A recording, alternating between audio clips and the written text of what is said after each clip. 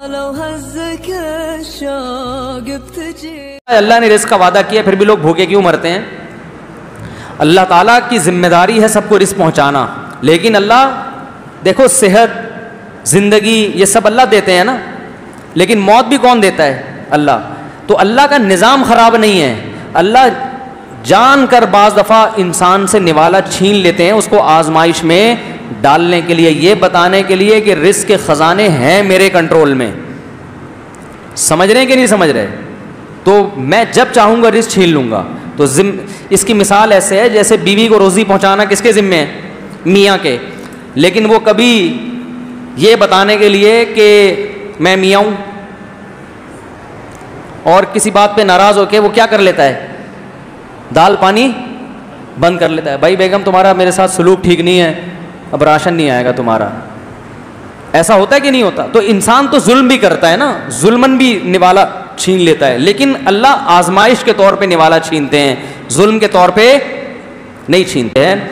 कि अल्लाह ताला ने जो रिस्क का वादा इंसानों और जानवरों से किया है, हकीकत देखी जाए ना तो अल्लाह इस वादे को भरपूर तरीके से पूरा कर रहा है, बल्कि जितनी ज़रूरत है ना उससे करोड़हा गुना ज़्यादा दे रहा है। हो ये रहा है कि इंसान एक दूसरे पे क्या कर रहे हैं? जुल्म। देखो मिसाल इसकी ऐसे है, अल्लाह ने बच्चे को रोज़ी देने का वादा किया तो उसके लिए अल्लाह क्या करता है? माँ की छातियों में दूध पैदा कर देता है। अब माँ ही अगर दूध ना पिला रही हो बच्चे को तो ये अल्लाह का कसूर नहीं है, ये किसका कसूर है? ये अम्मा का कसूर है।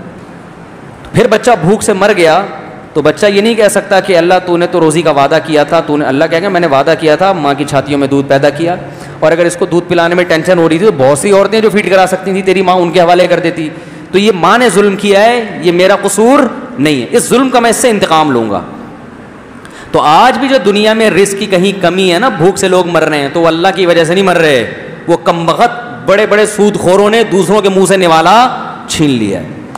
तंजानिया अरबपति मुल्क है, मैं तंजानिया गया हूँ, ज़मीन से तंजाइनामाइट एक पत्थर पैदा होता है जिसकी वजह से तंजानिया दुनिया का अमीर तरीन मुल्क है, लेकिन गरीब तरीन मुल्क भी तंजानिया ही है।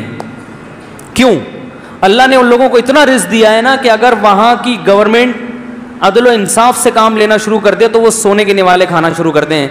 लेकिन बड़ी ताकतों ने वहाँ की हुकूमत को ख़रीदा हुआ है कि सारा पत्थर निकाल के स्मगल करो, हमें दो, कौम को भूखा रखो, इसके हमसे पैसे ले लो। तो हुकूमत अमीर है, पब्लिक गरीब। साउथ अफ्रीका में डायमंड पैदा होता है, उस डायमंड के बिजनेस से लोग अरबपति बन गए हैं, लेकिन अफ्रीका में जिस जगह से निकलता है ना वहाँ लोगों के पास खाने को रोटी नहीं है, क्योंकि बड़ी ताकतों ने वहाँ के डायमंड को कंट्रोल करने के लिए वहाँ लोगों को आपस में लड़वाया हुआ है, वहाँ वो अमन पैदा नहीं होने देते। उस फड्डेबाजी की वजह से वो लड़ रहे हैं और फ़ायदा कौन उठा रहा है? बड़ी ताकत है। तो अल्लाह ने तो भाई भूखे नंगे लोगों को डायमंड जैसी नेमत दी है, लेकिन दुनिया में जुल्म होता है ना, उस जुल्म की वजह से लोग उनसे निवाला छीन लेते हैं। तो इसी वजह से अल्लाह फिर क़यामत में जालिमों से बदला भी लेगा। तो अल्लाह का सिस्टम ख़राब नहीं है, इंसानों ने उसको क्या किया हुआ है? जुल्म किया हुआ है। तो और वो फिर अल्लाह इंसानों से बदला लेगा क़यामत के दिन। दुनिया में भी बाज़ दफ़ा लेता है, आखिरत में तो लेगा बदला।